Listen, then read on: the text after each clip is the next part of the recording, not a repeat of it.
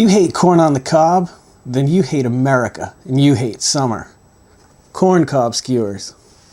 Let's overanalyze it. So I did a little bit of research on these because I didn't know the history of them. I bet you don't. You ever know where these came from? They're handy though, aren't they? A little bit. I have my issues with them. We'll talk about that in just a minute.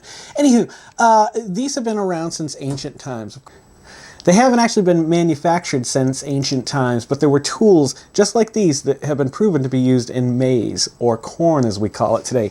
Anywho, the interesting thing about these is corn on the cob has a lot of regional names.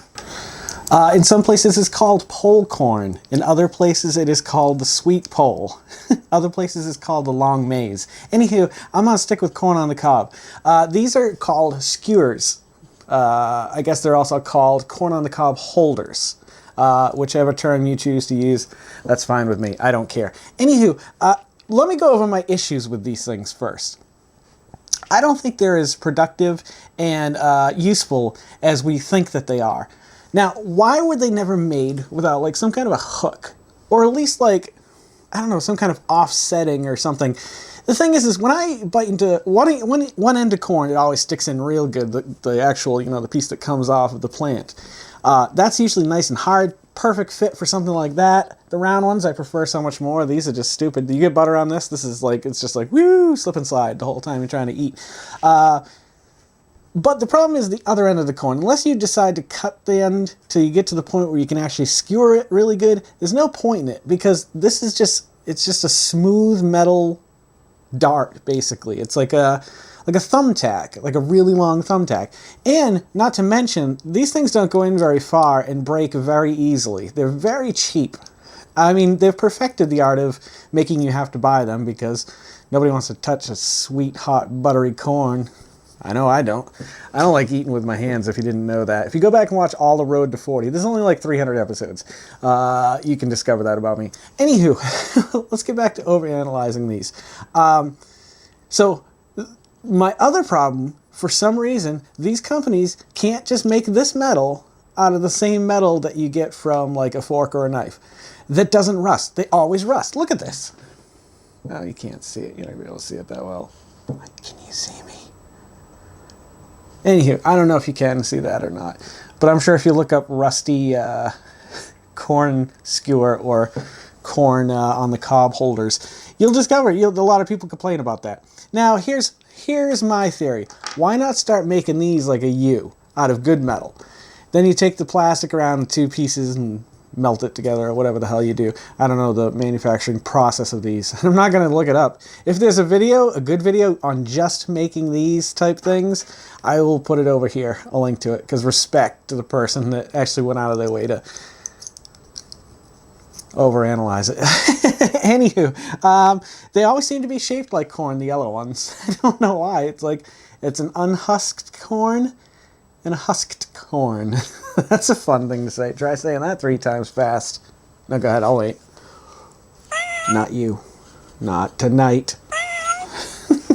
Anywho, yeah. So, why they never built these, like, not like fishing hooks, but like, I don't know what the term is when a part of the blade comes back out. A hook. Why not make one of these like a hook? Sure, it might be a little bit harder to get out. Maybe you might break this. But I feel like a lot of times when I'm using these, like one end slips out and I'm like, oh shit. Because it's all buttery and salty, because that's how I like it. I like it. Buttery and salty. So one is useful. Only for the meantime, though. If that thing falls enough times, it's going to slide right off of there. These things are almost pointless unless you're pushing it together really hard and hoping that you don't actually stab yourself or something. You know what I'm saying? I actually got a tool recently. Not a tool. A utensil that strips the corn, which is pretty sweet. I do prefer it on the cob, but it's just a disaster, and I feel like just a filthy slob afterwards with my beard just filled with old flakes of corn that fell out of my mouth. It's pretty hot, I know. Anywho, I got nothing more to say about these. The old butter pop. It's another term that they refer to it as. Corncob normally eaten while still warm. It is boiled or grilled. It is often seasoned with salt and butter before serving. Some diners use specialized skewers thrust into the ends of the cob to hold the ear while eating without touching the hot and sticky kernels. It's a nice quote right there. I'm going to wrap it up with that. So I hope you guys know a little bit more about how I feel about these and their purpose in the universe. We really should dissect one at some point. Maybe the next time someone breaks, I'll slap a special edition together, because I know you can't get enough of corn on the cob skewers. Anywho, thank you guys for dropping by and watching these. It melts this old heart. If you're loving watching these as much as I'm loving making them, please subscribe and pass them along to anybody who you know who might like watching them as well. Like, share, and comment. Let's talk about it. Come on, let's overanalyze together. Follow me on the social media. It's always at GEYCEN. Don't forget to make somebody smile tomorrow and make yourself a better person tomorrow than you were today tomorrow. Let's make the world spin a little bit happier together. Let's live life to the fullest and love every moment of it, because you just never know when that last moment's going to come. But never live in fear of that moment. Always live in love. And never let your inner child die. You guys take care of each other. Take care of those around you who can't take care of each other or themselves. They need it the most.